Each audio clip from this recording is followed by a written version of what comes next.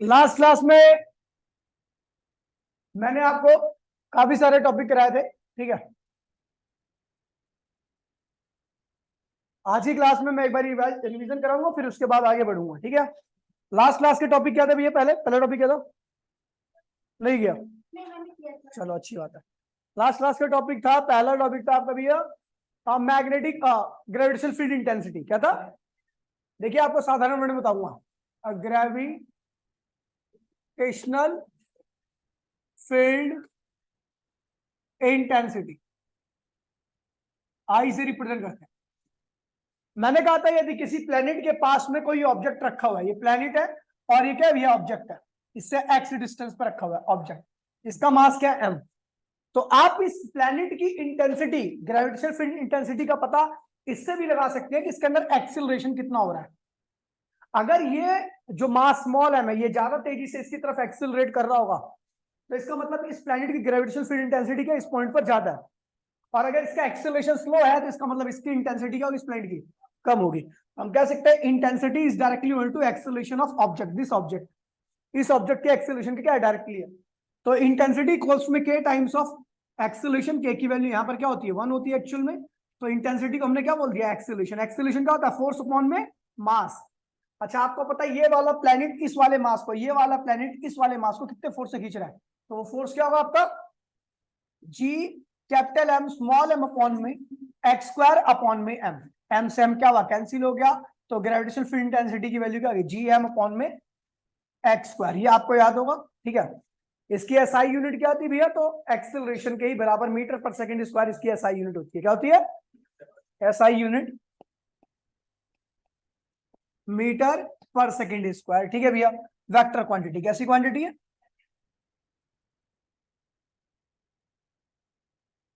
कोई दिक्कत तो नहीं है? अब आते हैं भैया उसके बाद, फिर मैंने बताया था gravitational potential energy. Gravitational potential energy, तो मैंने बताया था आपको कि work done by gravitational force, ठीक है, in bringing a unit mass, in bringing a mass from infinity to any point. तो जो भी वर्क होता है वो किसके बराबर होगा? ग्रेविटेशनल पोटेंशियल एनर्जी की। ये मास एम है और इससे इस वक्त एक्स डिस्टेंस पर एक मास स्मॉल एम इसकी तरफ बढ़ा चला आ रहा है। कहां से आ रहा है? पहले एक्स की वैल्यू क्या थी? इनफाइनाइट थी। क्या थी? अभी अभी जहां पर पहुंचे वो डिस्टेंस एक्स है और आना कहां पर है? एक्स इक्वल्स टू आर तक आना है। कहां तक आना है इसको? पहले एक्स क्या था? इन्फिनिटी पे था ये। अभी कहां पर है? एक्स पर है। और आना कहां पर है? जब तक एक्स की वैल्यू आर नहीं हो जाती। तो eight any instant of time, इस इंस्टेंट, अच्छा इस वक्त फोर्स कितना लग रहा है? कितना फोर्स इसको अपनी तरफ खींच रहा है?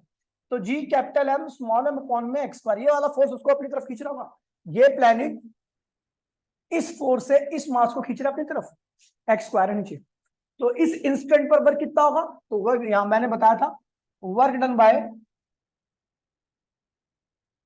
बाय ग्रेविटेशनल फोर्स, ठीक है, in bringing a mass from infinity to R, ठीक है। जो वर्क ग्रेविटेशन फोर्स करता है किसको लाने में? मास को। कहां से? इंफिनिटी से आर तक लाने में। वही वर्क क्या होता है? आजा आजा आजा, और ये खोलियो मत, ये मेरे को दियो। आजा, ये मैं पीऊंगा, ला।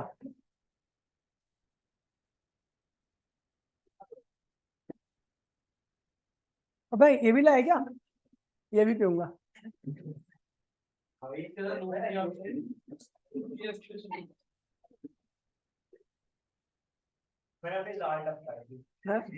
इसमें तेरी लार तेजाब है क्या?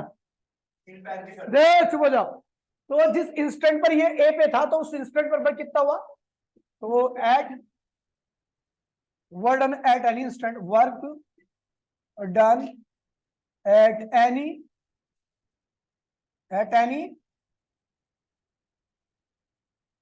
इंस्टेंट।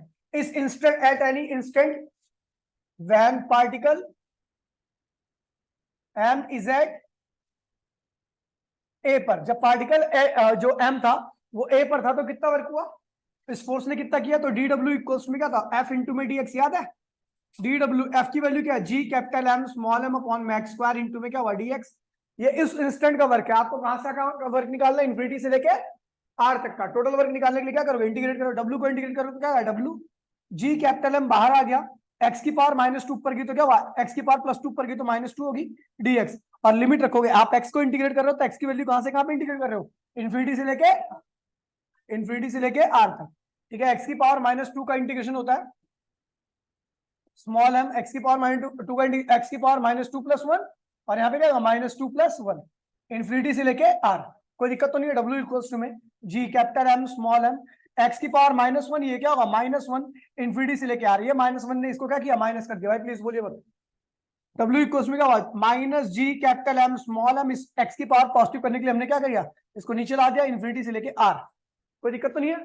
उसके बाद ये वर्क जो आया आपका, वो आया आपका डब्ल्यू इक्वल्स टू में -g capital M small M 1 by में आर -1 बाय में इन्फिनिटी। एक बार अपर लिमिट ने एक्स को रिप्लेस किया, अपर लिमिट क्या आपकी आर है और लोअर लिमिट क्या है भैया, इन्फिनिटी है। तो एक बार आर ने रिप्लेस किया और एक बार एक्स ने इन्फिनिटी ने रिप्लेस किया एक्स को, ये क्या हो गया 0। तो आपका वर्क कितना आ गया, -g capital M small M upon में आर, ये वर्क आ गया। और आपको पता है यही वर्क किसके बराबर होता है, पोटेंशियल एनर्जी के। कौन से, तो ग्रेविटेशन पोटेंशियल एनर्जी के। नेगेटिव साइन ये इंडिकेट कर रहा है कि this work is done by the attractive force, this work is done by the attractive force, और work done by the system क्या है, this work is done by attractive force slash work done by system.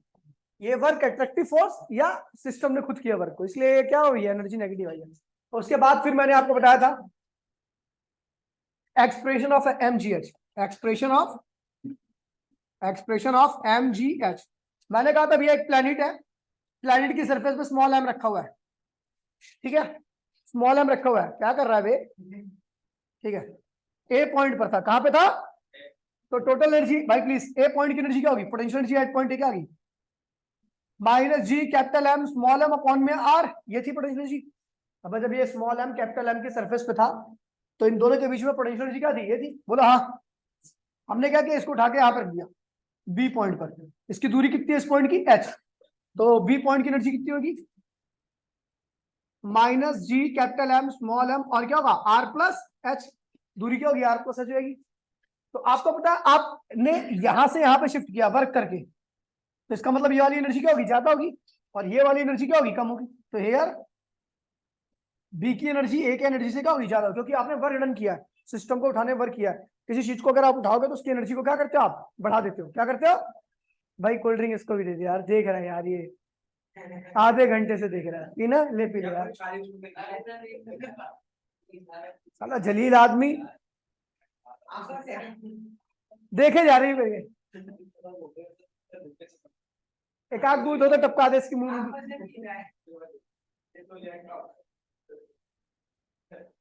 बदतमीज कहीं को। देखिए भैया, ओए अब देखो, तो भैया आपको पता है आपने उठा के रखा, तो ये वाली एनर्जी क्या होगी, ज्यादा होगी, ये वाली एनर्जी क्या होगी, कम होगी। तो चेंज इन एनर्जी क्या होगा, change in energy, change in potential energy क्या होगा, energy B minus energy A. B की एनर्जी क्या है, -g capital M small M upon में r + h, फिर -g capital M small M upon में r, दोनों एनर्जी को माइनस करोगे, g capital M small M upon में r, और ये क्या होगा, ये तो प्लस हो गया था, इसलिए ओए ये प्लस हो गया। अच्छा तुम जाओ, ठीक है जाओ, हाँ जाओ जल्दी आओ,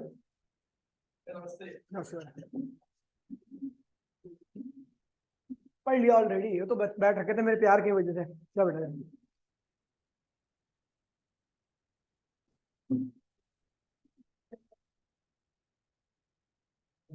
ठीक है, और ये तो ये प्लस हो गया, प्लस वाली टर्म को आगे लिख दिया, और माइनस वाली टर्म को मैंने क्या किया, पीछे लिख दिया, G capital M small M upon में r + h। ओए चुप हो जाओ, एलसीएम लिया था जी कैपिटल एम स्मॉल एम, ये क्या होगा 1 बाय में r, अंदर क्या होगा -1 बाय में r + h।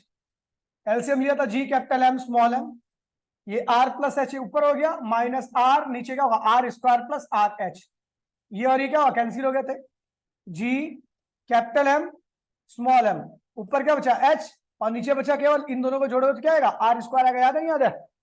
इन दोनों को ये हो गया आपका चेंज एनर्जी, क्या होगा जी कैपिटल एम अपॉन में आर स्क्वायर, और ये क्या होगा एम एच। तो भैया एम और ये एच हो गया, ये क्या होता है जी होता है, क्या होता है? तो चेंज एनर्जी क्या होगा एम, ये क्या हो गया जी, और ये क्या होगा एच हो गया। तो इसीलिए आप पोटेंशियल एनर्जी का फॉर्मूला ये वाला यूज करते हो एम जी एच, समझ गए? हाँ ड्राइव करने के लिए आ सकता है। क्या वो बोल जल्दी बोल जल्दी बोल। R square plus R H, R is much much greater than H. R क्या है एच से बहुत बड़ा है, तो अगर दोनों साइड में आर की मल्टीप्लाई करेगा तब भी तो ये बड़ा ही रहेगा। अब बहुत बड़े में बहुत छोटा जोड़ेगा तो कोई फर्क पड़ने वाला है? तो आर स्क्वायर के बराबर कर दिया मैंने, समझ गया? मैं समझ जाता हूँ 2 मिनट के अंदर क्या प्रॉब्लम आ रही है इसको, ठीक है। अब उसके बाद आता है भैया एस्केप वेलोसिटी। एस्केप वेलोसिटी सबसे ज्यादा इंपॉर्टेंट टॉपिक है। एस्केप वेलोसिटी क्या होता है भैया? एस्केप वेलोसिटी तो ये वो वेलोसिटी होती है जिससे यदि हम किसी चीज को ऊपर की तरफ फेंके तो कभी धरती पर वापसी नहीं आती, ठीक है। ये वो मिनिमम वेलोसिटी होती है, मैक्सिमम तो इससे कुछ भी हो सकती है लेकिन मिनिमम इतनी ही होनी चाहिए। तो एस्केप वेलोसिटी क्या होती है? मिनिमम वेलोसिटी जिससे यदि किसी चीज को फेंका जाए तो धरती पे वापसी नहीं आती, उसे हम क्या कहते हैं भैया? अब धरती पे वापसी नहीं आती तो कहां जाती है? इंफिनिटी पे। कहां जाती है? और इंफिनिटी पे कुल एनर्जी क्या होती है? जीरो। किसी भी चीज की इंफिनिटी पे जाने के बाद एनर्जी जीरो जाती है, क्या होती है? ध्यान दीजिए बेटा, एस्केप वेलोसिटी। तो इस वेलोसिटी से धरती पे कभी कोई चीज वापसी नहीं आती। ये प्लेनेट है, इसकी सरफेस पे एक मास पड़ा हुआ है और इसको आपने फेंका कितनी वेलोसिटी से? एस्केप से। किससे फेंका? आशु ए पॉइंट पर कुल एनर्जी क्या होगी इसके पास? जब ये एम जो था, स्मॉल एम जो था, वो ए पॉइंट पर था, तो इसके पास कुल एनर्जी कितनी होगी? Kinetic plus potential. काइनेटिक क्या होगी भैया? Half M V E square. Escape velocity रखिए ना, और पोटेंशियल क्या होगी दोनों के बीच में? Minus G capital M small M upon में आर, ठीक है। ये पोटेंशियल होगी। अब जब ये इन्फिनिटी को पहुंच जाएगा, at infinity, total energy infinity क्या होगी? जीरो। एक ही ये थी, ये फर्स्ट इक्वेशन, और ये क्या? According to law of conservation of energy क्या कहता है भैया? Total energy at point A point की एनर्जी और टोटल एनर्जी एट इन्फिनिटी क्या होती है? दोनों बराबर होंगी। ए पॉइंट की कुल एनर्जी कितनी है? हाफ मास वेलोसिटी, और इन्फिनिटी क्या होगी?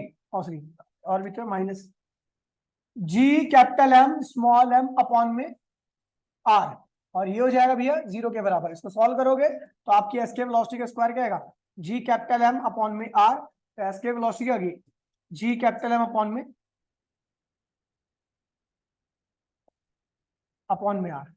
आपको पता है भैया जी स्मॉल जी क्या होता है? जी एम अपॉन में आर स्क्वायर। तो जी एम क्या होगा? G R square. क्या होगा? G M G R square के बराबर होगा। क्रॉस मल्टीप्लिकेशन कर दो तो वी क्या हो जाएगा आपका? मतलब दो भी तो आएगा या दो, तो आएगा टू जी एम की वैल्यू क्या होगी? जी आर स्क्वायर अपॉन में आर। एक आर से एक आर कैंसिल हो गया। तो एस्केप वेलोसिटी की ये भी एक्सप्रेशन होती है, कई बार यूज किया था, ठीक है। अगर धरती के लिए बात करूं, अर्थ के लिए, तो अर्थ के लिए अगर आपको एस्केप वेलोसिटी निकालनी है तो टू जी की वैल्यू क्या होती है? 9.81, और आर की वैल्यू क्या होती है? 6.4 इंटू 10⁶। इसको सॉल्व करोगे तो 11 किलोमीटर पर सेकंड आएगा। अर्थी अगर धरती से किसी चीज को आपको इन्फिनिटी फेंकना है तो आपको कम से कम 11 किलोमीटर पर सेकंड की स्पीड देनी पड़ेगी। उससे ज्यादा तो कोई दिक्कत नहीं है, जाएगा ही जाएगा, लेकिन इससे कम नहीं होना चाहिए। इससे कम दोगे तो वापसी क्या होगा? धरती पे गिर जाएगा। समझ गए भैया? चलो आगे बढ़ते हैं। हाँ, फैक्टर अफेक्टिंग दी एस्केप वेलोसिटी। फैक्टर अफेक्टिंग दी एस्केप वेलोसिटी। एस्केप वेलोसिटी हमने देखा भैया अंडर रूट मास के डायरेक्टली होता है। कब? जब आपकी रेडियस क्या होती है? कांस्टेंट होती है। क्या होती है? प्लैनेट की अगर रेडियस कांस्टेंट है तो इसका मतलब उसका वॉल्यूम भी क्या हो गया? कांस्टेंट। ये क्या वॉल्यूम है? वॉल्यूम क्या हो गया? रेडियस कांस्टेंट मतलब वॉल्यूम। अब कांस्टेंट वॉल्यूम में मास घुसेड़ते जाओ तो उसकी डेंसिटी क्या होगी? बढ़ती जाएगी। कांस्टेंट वॉल्यूम में डब्बा है, डब्बे में रुई जबरदस्ती घुसेड़ते जाओ तो रुई का वेट क्या होगा, डेंसिटी क्या होगी, बढ़ने लगेगी ना। तो भैया आप वॉल्यूम फिक्स कर दिया, अगर आप मास को इंक्रीज करते हो तो भैया डेंसिटी क्या होगी, इंक्रीज होगी। डेंसिटी इंक्रीज होगी तो एक्सेलरेशन ड्यू टू ग्रेविटी, यानी प्लैनेट का खिंचाव क्या होता है, बढ़ जाता है। अगर किसी प्लैनेट का खिंचाव ज्यादा है तो वहां से फेंकने के लिए आपको ज्यादा वेलोसिटी देनी पड़ती है, यानी एस के वेलोसिटी क्या होगी, बढ़ जाएगी। यानी एस के वेलोसिटी क्या होता है, इसलिए मास से क्या होती है, डायरेक्टली होती है। दूसरा, एस के velocity directly inversible to under root radius. इस केस में आपने क्या कर दिया, मास को कांस्टेंट। अब देखिए भैया आपने क्या किया, मास कांस्टेंट कर दिया, केवल आप उसका वॉल्यूम बढ़ाए जा रहे हो। तो मास कांस्टेंट करके मतलब पहले 1 किलो गैस जो थी वो इतने से बलून में थी, तो जाहिर सी बात है वहां का क्या होगा, डेंसिटी बहुत ज्यादा होगी गैस की। डेंसिटी ज्यादा होगी तो ग्रेविटी ज्यादा होगी, ग्रेविटी ज्यादा होगी तो फेंकने के लिए वहां से आपको ज्यादा वेलोसिटी देनी पड़ेगी, है ना। लेकिन अब उस आपने गैस उतना ही रखा, बस इस बारी गैस के वॉल्यूम सॉरी बलून के वॉल्यूम को इंक्रीज कर दिया। तो आपको पता है मास क्या हुआ, मास तो बढ़ नहीं रहा ना, केवल वॉल्यूम बढ़ रहा है। तो गैस की डेंसिटी क्या होगी, कम हो जाएगी। डेंसिटी कम होने से ग्रेविटी क्या होती है, कम हो जाती है, खिंचाव कम हो जाता है। अब वो वहां उस प्लैनेट से क्या होगा, आसानी से चीजों को आप एस्केप कर सकते हो। ठीक है भैया। तो इस केस में अगर आप रेडियस बढ़ाओगे तो वॉल्यूम बढ़ेगा, वॉल्यूम बढ़ेगा तो डेंसिटी क्या होगी, घटेगी, ये घटेगा, और एस्केप वेलोसिटी भी क्या होगी, घट जाएगी। ठीक है, ये मैंने लास्ट क्लास में करा दिया था। उसके बाद फिर मैंने बताया था क्या क्या है, इसके बाद क्या था, चल साले हो गया था नहीं, इसके बाद कुछ नहीं पढ़ा था। चलो, तो यहां तक मैंने एस्केप वेलोसिटी तक पढ़ा दिया था। ठीक है, अब उसके बाद जो हमें करना है वो आज करना है भैया, principle of launching of satellite. ठीक है, principle of launching of satellite, आप किस प्रकार से किसी सैटेलाइट को लॉन्च करते हो। ठीक है, तो पहले देख लेते हैं सैटेलाइट क्या होता है। सैटेलाइट वो होता है जो प्लैनेट के क्या करता है, चारों ओर रिवॉल्व करता है। क्या करता है, आप सबको सैटेलाइट नहीं कह सकते, सैटेलाइट वही होता है जो प्लैनेट को क्या करे, रिवोल्यूशन करे, रिवॉल्व करे।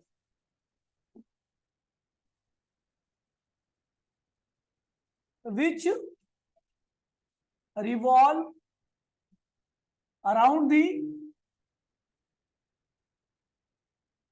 प्लैनेट, सन या एक्सेट्रा। इसी के अराउंड जो भी कोई भी चीज मूव करती है उसी को हम क्या कहते हैं भैया, रिवॉल्व करती है, उसको हम क्या कहते हैं भैया, सैटेलाइट। दो टाइप के सैटेलाइट होते हैं, there are two types of satellite, there are two types of satellite.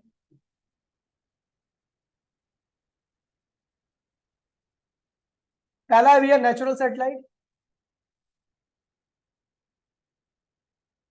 Satellite natural satellite के बहुत सारे एग्जांपल है। ठीक है, और नेचुरल सैटेलाइट में भी दो कैटेगरी पढ़नी है, एक तो जियो स्टेशनरी सैटेलाइट होता है, एक होता है पोलर, वो अगली क्लास में कराऊंगा, लास्ट क्लास होगी इससे के लिए। ठीक है, अभी जो है नेचुरल सैटेलाइट के नाम ध्यान रख लो, man made satellite, main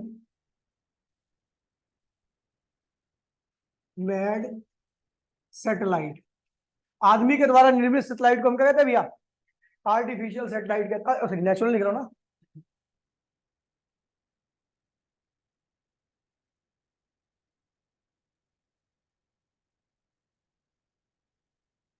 exist in nature, exist in nature from big bang, जो बिग बैंग के स्टार्टिंग से एग्जिस्ट करके जो भी सैटेलाइट उसी को क्या कहते हैं हम, नेचुरल सैटेलाइट। इसके बहुत सारे एग्जांपल है, जैसे मैं अर्थ की बात करूं तो अर्थ का जो सैटेलाइट है वो है मून। ठीक है, और मार्स का जो सैटेलाइट है वो है भैया फोबोस, फोबोस डेल्मोस। ठीक है, और जो फिर उसका आ जाता है, वीनस का कोई सैटेलाइट है ही नहीं। ठीक है, फिर आता है भैया जुपिटर, जुपिटर के 84 है। ठीक है, सैटर्न, सैटर्न के भैया ये 90 के आसपास सेटेलाइट है इसकी। ठीक है भैया, तो ऐसे बहुत सारे सेटेलाइट है। ठीक है, हाँ जो भी है 90 प्लस, 90 प्लस में से बोल लेंगे। ठीक है भैया, तो नाम पता तेरे को, नहीं सबके नाम पता ना 96 तो फिर क्या बोल रहा है। ठीक है, दूसरा भैया artificial, artificial satellite. Artificial satellite में देखिए भैया सबसे पहला सैटेलाइट जो बना था वो था स्पुतनिक। स्पुतनिक ये रसिया ने छोड़ा था, ठीक है, रसिया, ठीक है। किसके साथ स्टैंड कर रहा है तू, इजराइल के साथ या फिलीपीन के साथ? ये नहीं पता क्या विश्व युद्ध हो रहा है? हाँ, इजराइल के साथ हमास और इजराइल के बीच में युद्ध हो रहा है, ठीक है। हमास और इजराइल के बीच में युद्ध हो रहा है। और इजराइल जिन, आपको बताता हूँ, इजराइल जिन देशों के बीच में गिरा, करीबन 11 मुस्लिम देश है और प्योर मुस्लिम है, 99% मुस्लिम रहते हैं उन देशों में। लेकिन पिछले 100 साल से इजराइल अकेला यहूदी देश है जिसने उन 11 देशों को पेल रखा अकेले, अकेले दम पे, कोई खड़ा नहीं होता उसके दम पे। मतलब बहुत ताकतवर देश है वो, जितना छोटा उतनी ज्यादा उसकी ताकत है इजराइल की। बहुत ताकतवर देश है, उसमें मात्र संख्या 30 लाख, इस पूरे मतलब दुनिया में 30 लाख यहूदी हैं, 1 करोड़ यहूदी भी नहीं है। लेकिन वो 30 लाख यहूदी, देखो जब वो जर्मनी वो नहीं है, हिटलर जानती है, हिटलर, हिटलर ने जिसको मरवाया था ना, जो लाखों लोग मरवाए थे हिटलर ने चैम्बर में, हाँ, तो वो सारे यहूदी थे, ठीक है। तो हाँ, तो उनको सबको मरवाया था। लेकिन सबसे तेज आदमी होते हैं यहूदी इजराइल के, ठीक है। सबसे खतरनाक कंट्री है, अगर वहां के एक बंदे को मार दो ना तो वो 100 बंदे मारते हैं, उनकी आदत है शुरू से, ठीक है। अब 750 बंदे मरे हैं, तो उन्होंने आज कहा है कि कल तक हमास खत्म हो जाएगा, कल तक हमास खत्म हो गया। वो बेकार में उससे पंगे ले रहे हैं। अब अमेरिका भी उसके साथ स्टैंड हो गया, इजराइल के साथ इंडिया शुरू से ही था, हाँ। स्पुतनिक आर्टिफिशियल सैटेलाइट में स्पुतनिक हो गया, आर्यभट्ट,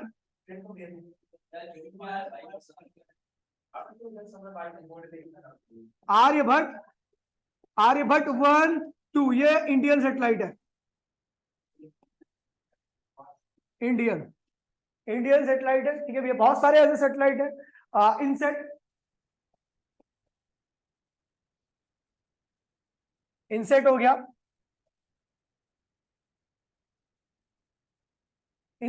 इनसेट भी है, एक इनसेट है, एक इनसेट है, ये इंटरनेशनल स्पेस स्टेशन है, ठीक है भैया। तो ये तो एक ही है, खैर चलो भैया, बहुत सारे हैं, खैर अनगिनत है सैटेलाइट, ठीक है भैया, ये हो गया।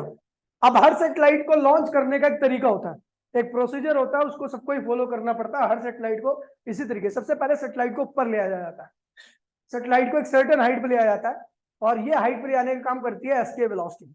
कौन ले आता है? और उसके बाद उसको घुमाया भी जाता है, तो एस्केप वेलोसिटी से ऊपर ले आया जाता है और घुमाया जाता है ऑर्बिटल वेलोसिटी से। किससे घुमाया जाता है? अब देखिए भैया, आता है principle of launching of satellite, principle of launching of satellite, satellite को लॉन्च करने के प्रिंसिपल है, principle of launching of satellite, ठीक है भैया। ये आपकी अर्थ है, तो अर्थ के पहले इसको, ये अर्थ है आपकी, ठीक है, इसकी रेडियस क्या आ रहा है, इससे एच हाइट पर पहले ले आया था सैटेलाइट को, ये एच हाइट पे ले गया। जब सैटेलाइट यहां पहुंच जाता है, इसका मास सैटेलाइट का क्या है, एम है, उसको पहले v1 वेलोसिटी फैक्ट है, मान लीजिए सैटेलाइट का मास क्या है, एम है, mass of satellite, mass of satellite, R क्या है, radius of earth, radius of earth, H क्या है, height of satellite from the surface of earth की सरफेस से उसकी हाइट क्या है, एच है, क्या है, एच है। जैसे सैटेलाइट पहुंच जाता है तो उसको पहले वेलोसिटी से v1 वेलोसिटी फेंका जाता है, लेकिन v1 वेलोसिटी फेंके जाने के बाद क्या होता है, वो गिर जाता है p1 पॉइंट पर, गिर गया, क्योंकि ये वेलोसिटी सफिशिएंट नहीं थी। फिर हम क्या करते हैं, उसको थोड़ी वेलोसिटी से और ज्यादा से छोड़ते हैं, फिर ये क्या होता है, p2 पॉइंट पर गिर जाता है, लेकिन फिर हम और ज्यादा वेलोसिटी छोड़ते हैं इसको v3 से, तो ये गिरता नहीं है, ये क्या करता भैया, घूमने लगता है, चारों ओर चक्कर लगाने लगता है, इस वेलोसिटी को हम क्या कहते हैं भैया, ऑर्बिटल वेलोसिटी। क्या कहते हैं इसको? हर सैटेलाइट की अलग अलग हाइट पर अलग अलग ऑर्बिटल वेलोसिटी होती है, ठीक है। तो वीओ क्या है भैया आपकी, ऑर्बिटल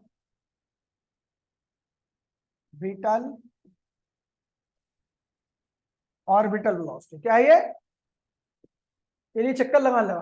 तो इसको ले गए हम भैया, इसको ऊपर ले आने पे, हाइट पे ले आने के दो तरीके होते हैं। पहला, फर्स्ट टू प्रोसेस होते हैं, दो प्रोसेस होते हैं। पहला, सैटेलाइट को ऊपर ले जाते हैं बाय यूजिंग एस्केप वेलोसिटी का इस्तेमाल करके सैटेलाइट को कहां ले आते हैं, ऊपर ले आते हैं, ठीक है। दूसरा क्या है, सैटेलाइट को घुमाते हैं by using orbital velocity. Satellite को ऊपर ले गए किस वेलोसिटी से, एस्केप वेलोसिटी का इस्तेमाल करके, और फिर घुमाए किससे, ऑर्बिटल वेलोसिटी, ठीक है भैया। अब कैलकुलेशन आता है, कैलकुलेशन, ठीक है।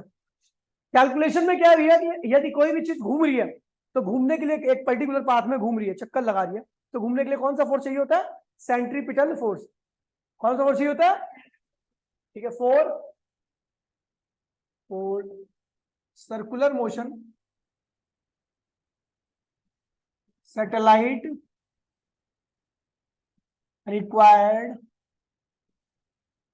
centripetal force which provided by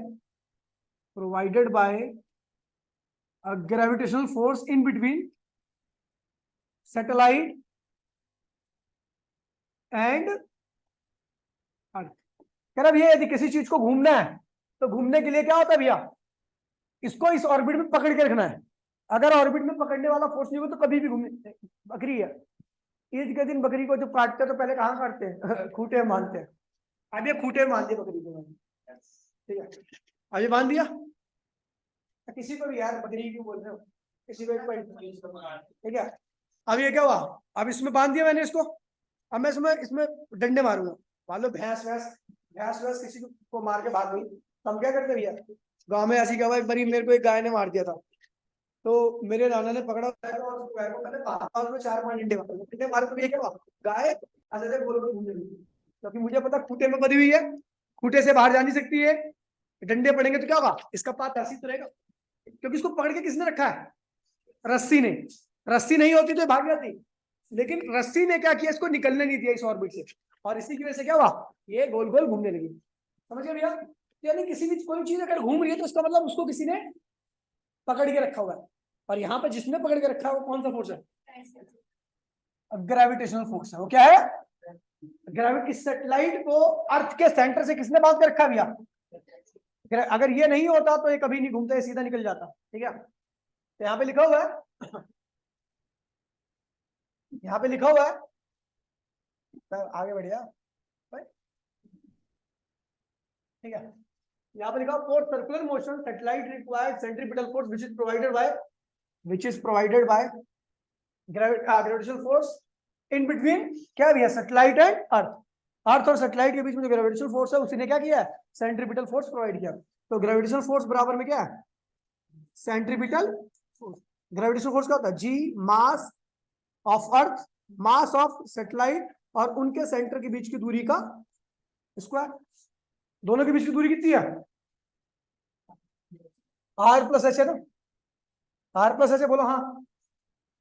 और सेंट्रीपिटल फोर्स क्या होगा, मास, किसका मास, सैटेलाइट का मास। कितनी वेलोसिटी घूम रहा है, ऑर्बिटल वेलोसिटी से घूम रहा है। किससे घूम रहा है, और कुछ अपॉन में आर होता है, दूरी होती है। दूरी कितनी है दोनों के बीच में, आर प्लस, ये और ये क्या हुआ, कैंसिल हो गया। तो आपको पता है भैया ऑर्बिटल वेलोसिटी क्या है, ऑर्बिटल वेलोसिटी का स्क्वायर उसमें का जगह G capital M small M upon में क्या होगा, क्या होगा,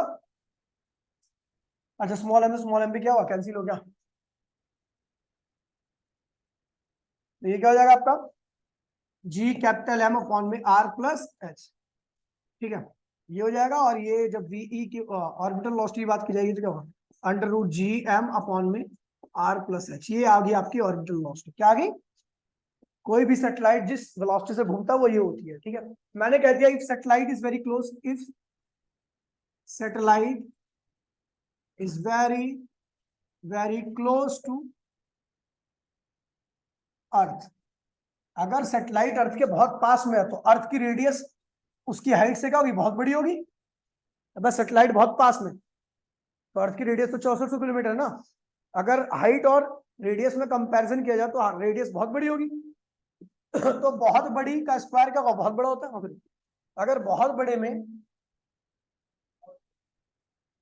देन आर बहुत बड़ा है, एच क्या है उसके कंपेरेटिवली बहुत छोटा, दोनों का सम क्या आएगा, आर के बराबर आएगा। क्या आएगा, आर के बराबर आएगा। तो भैया हमने क्या किया, V O equals to under root GM upon में आर, जीएम अपॉन में, इसमें भी एजम्पशन ले लिया मैंने, ठीक है भैया। और अगर आपको बता दूं, अच्छा देखिए, वी नो जीएम क्या होता है, जी आर स्क्वायर के बराबर होता है। जी क्या होता है, जीएम अपॉन में आर स्क्वायर होता है ना, तो जीएम क्या होगा, ये हो जाएगा। तो हम लिख सकते हैं orbital velocity under root G R upon में आर, ये और ये कैंसिल हो गया। तो जी की वैल्यू क्या होती है 9.8 और आर की वैल्यू क्या होती है 6.4 इंटू 10⁻⁶। इसको सॉल्व करोगे तो 5.1 किलोमीटर पर सेकंड आएगा। यानी अगर कोई सैटेलाइट अर्थ के बहुत पास में घूम रहा है तो उसकी स्पीड कम से कम इतनी होनी चाहिए, वरना वो धरती पे गिर जाएगा। कम से कम इससे कम स्पीड पर, इससे कम स्पीड पर सैटेलाइट अर्थ के पास में, अर्थ के पास नहीं घूम पाएगा। घूम कम से कम इतनी वेलोसिटी होनी चाहिए, इससे ज्यादा तो कोई दिक्कत नहीं है, लेकिन एटलीस्ट इतनी वेलोसिटी होनी चाहिए। इससे कम हुई तो सैटेलाइट क्या होगा, जैसे पहले गिरा था ना, ये देखो ये गिर रहे ना, ये कम वेलोसिटी से गिर गया, वैसे ही वो भी क्या होगा, गिर जाएगा। अगर धरती के पास में कोई सैटेलाइट घूम रहा है तो उसकी वेलोसिटी कम से कम क्या होनी चाहिए, उतनी होनी चाहिए। समझ गया, समझ गया। ओए, अब यहाँ पे एक टॉपिक आता छोटा सा, रिलेशन बिटवीन ओए escape velocity and orbital velocity. Escape velocity और ऑर्बिटल वेलोसिटी के बीच में रिलेशन, तो हम जानते हैं भैया एस्केप वेलोसिटी क्या होती है, अंडर रूट 2 जी आर, क्या होती है, पीछे देखा था। और ऑर्बिटल वेलोसिटी क्या निकली भैया मेरे, अंडर रूट जी आर, क्या निकली, जी आर, देखो ये निकली ना, अरे ये रहा अंडर रूट जी आर। समझ गया भाई, देखो तो हमने दोनों को डिवाइड किया, escape velocity divide by orbital velocity, दोनों को डिवाइड करोगे तो क्या होगा, अंडर रूट 2 आएगा, क्योंकि जी आर क्या होगा, कैंसिल हो जाएगा। तो हम कह सकते हैं भैया अगर आपको एस्केप वेलोसिटी ऑर्बिटल वेलोसिटी रखी है तो उसमें अंडर रूट 2 से मल्टीप्लाई करोगे तो क्या आएगा। अगर आपको ऑर्बिटल वेलोसिटी दे रखी है, आपको एस्केप निकालनी है, तो एस्केप ऑर्बिटल में अंडर रूट 2 की मल्टीप्लाई करते हो तो क्या आएगी एस्केप, या एस्केप दे रखी एस्केप दे रखी है ऑर्बिटल निकालनी है तो उसको डिवाइड कर देना। ठीक है भैया, ये रिलेशन इसके बीच का। अब आते हैं भैया टाइम पीरियड ऑफ सेटेलाइट, मतलब एक चक्कर लगाने में कितना टाइम लगता है, time period of satellite.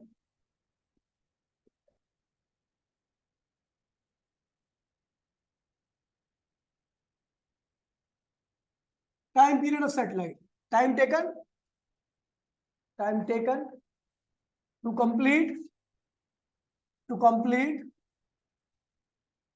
One cycle of satellite, एक साइकिल कंप्लीट करने में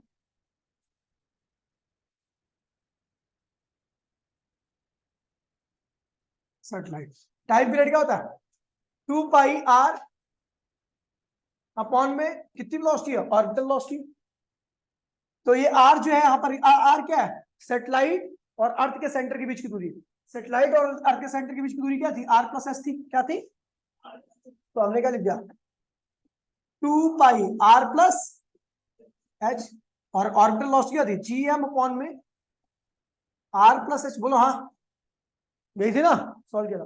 इसको सॉल्व करोगे टाइम पीरियड क्या है आपका 2πr+h का होल क्यूब अपॉन में जीएम। ये हो गया भाई टाइम पीरियड ऑफ सेटेलाइट। सुन लीजिए, फ्रीक्वेंसी ऑफ सेटेलाइट क्या आएगी?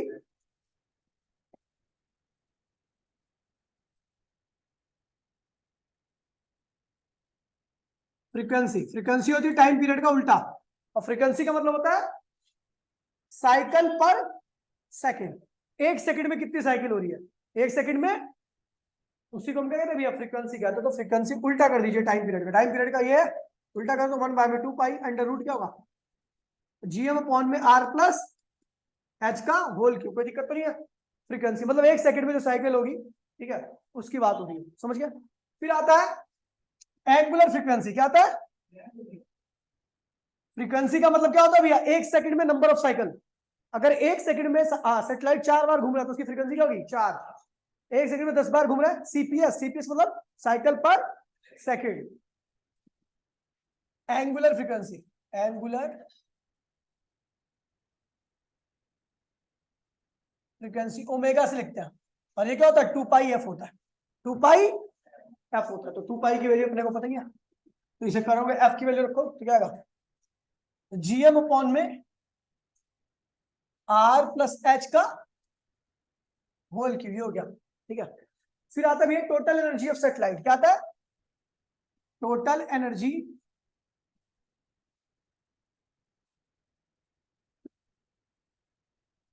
सेटेलाइट। टोटल एनर्जी क्या होती है? काइनेटिक एनर्जी प्लस, काइनेटिक क्या होती है सेटेलाइट की? Half mass orbital velocity. अब सेटेलाइट कितनी वेलोसिटी चल रहा है? ऑर्बिटल चल रहा है ना। और पोटेंशियल क्या होगी? तो G mass of earth, mass of satellite, और उनके बीच की दूरी क्या होती है? आर प्लस माइनस आएगा, नेगेटिव होती है पोटेंशियल एनर्जी, आपको बताया था मैंने। अच्छा, हाफ मास ऑर्बिटल वेलोसिटी की वैल्यू क्या थी? जी एम अपॉन में आर प्लस एच, बोलो हाँ, का होल स्क्वायर।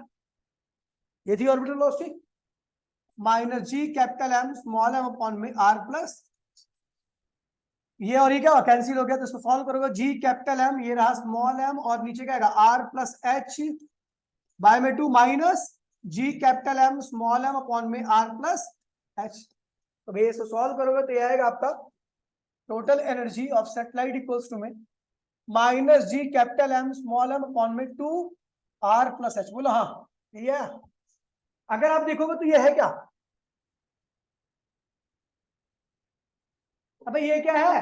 ये पोटेंशियल एनर्जी है। क्या है ये? In between satellite. देखिए भैया, ये जो होती है काइनेटिक क्या होती है? Half M V orbital velocity of satellite, और पोटेंशियल क्या होती है? Minus G mass of earth, mass of satellite, और उनके सेंटर के बीच की दूरी। ये हो गया, ठीक है भैया। तो आपको बता दूं ये है क्या? Potential energy. क्या है ये? तो total energy of satellite equals to में हाफ ऑफ पोटेंशियल एनर्जी। अगर आपको पोटेंशियल एनर्जी रखी है तो आप टोटल एनर्जी निकाल सकते हो, डिवाइड कर दो, या आपको टोटल एनर्जी रखी है तो आप पोटेंशियल एनर्जी निकाल सकते हो, कुछ भी करके, ठीक है भैया। सेव हो गया, वो सेव रहता है, ठीक है भैया। तो इसको दोबारा से रिवाइज करना अच्छे से, इसके बारे में थोड़ा सा और नजरान दूंगा। लास्ट क्लास होगी अगली वाली इस चैप्टर की, उसके बाद 2 क्लास में न्यूमेरिकल कराऊंगा, एनसीईआरटी प्लस एक्स्ट्रा क्वेश्चन, ठीक है। तो आज क्या बार है? हाँ, उसके बाद टेस्ट लूंगा इसका, ठीक है।